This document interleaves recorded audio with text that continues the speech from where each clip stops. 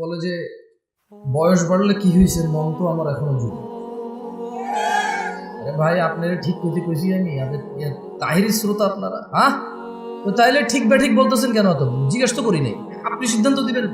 যখন থেকে শ্রোতারা ঠিক বেঠিক সিদ্ধান্ত দিচ্ছে তখন থেকে বক্তারা যা খুশি তা বলে যে ঠিক কিনা, লোকে করে ঠিক ঠিক হয়ে যাচ্ছে।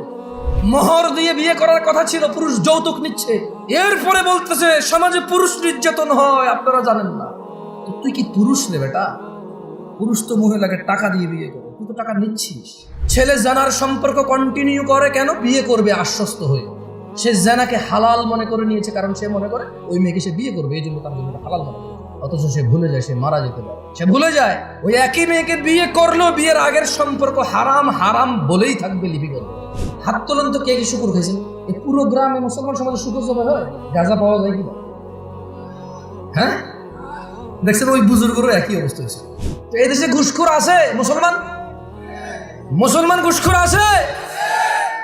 মুসলমান শুকুরখোর আছে? মুসলমান মদখোর আছে? মুসলমান শুকুরখোর আছে? যে অপরাধটা যত বেশি ভয়ানক, শয়তান ওইটাকে তত সহজ করে, তত সুশোভিত করে তোলে। পাইকারি মূল্যে খেজুর নিতে এক্ষুনি কল কিংবা মেসেজ করুন স্ক্রিনে দেওয়া নাম্বারে।